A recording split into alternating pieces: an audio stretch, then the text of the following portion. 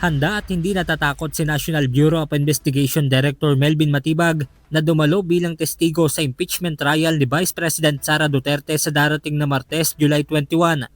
Ito ay sa kabila ng babala ni Senator Judge Pia Cayetano na posibilidad na makontempt ito dahil sa umunoy intimidation o pananakot at pagtatangkang mabawasan ng ilang senator judges.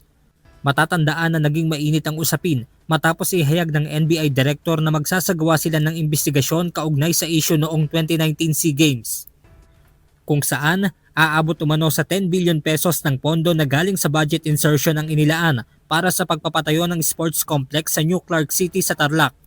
Yung sinasabi nating insertion, kung alam ko yung gusto nyong balikan, for the budget of 2020 yan, nung siya na yung speaker.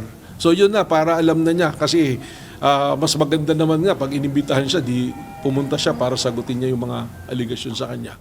Itinanggi ni Matibag na timing sa kanyang pagharap sa impeachment court ang gagawin nilang investigasyon at iginiit na ginagampanan lamang niya ang mandato ng NBI na pag-iimbestiga sa mga katiwalian.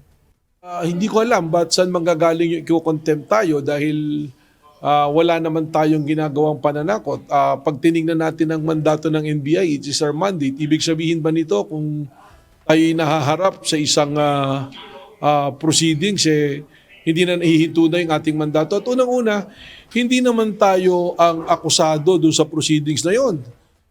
Bagaman handa at hindi natatakot, nananawagan pa rin ang NBI Director sa Senator Judges na gawing patas ang pagdinig. Yung pong mga judges natin, they have to exhibit the impartiality, yung pong called neutrality and impartiality of a judge. Dahil wala pa naman po, naglalabas pala ng ebidensya. Mas nakakatakot nga po para sa aking testigo dahil parang may pagbabanta na nga ng contempt sa atin. Samantala, dumepensa rin ang NBI chief sa inihayag ni Senator Judge Alan Peter Cayetano patungkol sa proposed NBI Academy sa Clark.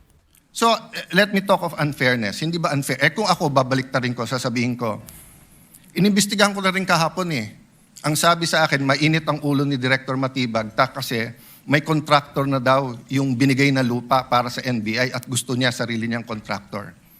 Would that be fair to him? No. It would be a marites accusation. Kasi malabo naman yun na magkaroon na ng contractor dahil yung lupa nga hindi pa naitatransfer sa amin. Wala pang ang plano. So hypothetical yun para maintindihan ng tao. Benedict Samson, UNTV News and Rescue. Diyos ang aming sandigan, serbisyo publiko ang aming pinahahalagahan.